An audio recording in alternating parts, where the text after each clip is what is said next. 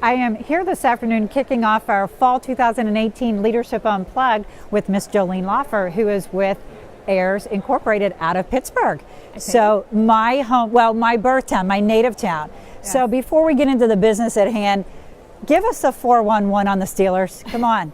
I mean, I'm black and gold. Yes, we all bleed the black and the gold. Yeah. But we had a little bit of a rough start, but we're believers. You know, we wave our terrible towels, and we're ready for a winning season. All right, 3, 2, 1. We got to get this, right? Yes, we're on our way. Yeah. All right. Very good. All right. So that's a great way to start off sort of a winning season. Absolutely. Because in our industry, some people would argue this is a difficult time. It's a disruptive time.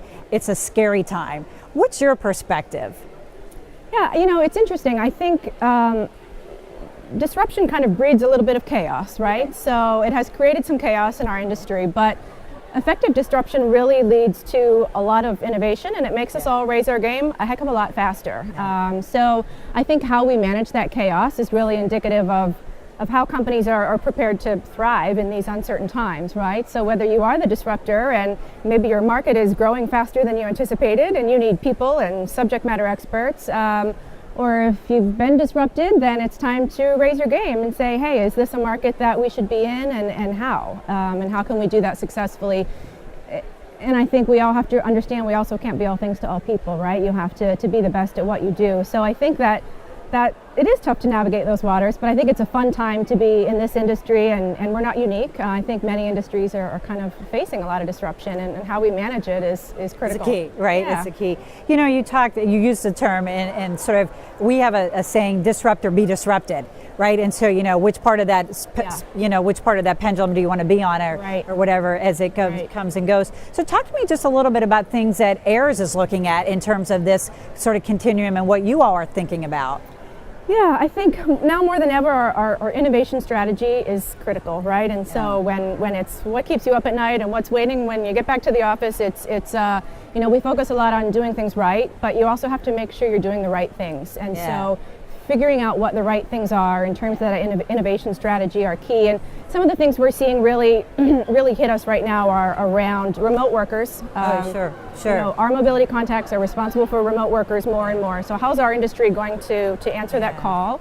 And you know, we're also seeing a lot of interest in more integration, technological integration, both with our clients and with their other service providers. So if you're an RMC, the pressure is, how are you going to integrate with our tax partner and our immigration partner and give us one experience as a client? And so we're definitely seeing a lot of innovation and ideas around that, and I think it's exciting times because we want to change the way people work, and I think that's a really cool way to do it. An interesting way. Well, so I want to pick up my last question with you, or a little tease, I guess, question. Maybe it may not be the last, but you know, we're also in an interesting time as females, and you're a female executive. And so talk to me about what this means at this period in time for you and for other young women that you might see, and how you know, what do you think about this?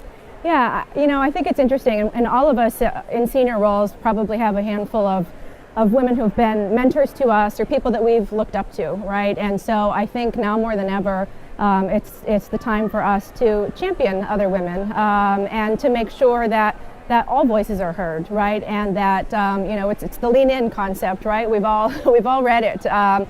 Making sure that women are going for those types of opportunities, and I think that, you know, finding opportunities to reach out and create that network of the next generation of who's going to be the next Peggy, right? And make sure that... Not me, Joleen, not me. And making sure that network exists, because we do need to champion each other. And I think it's an exciting time.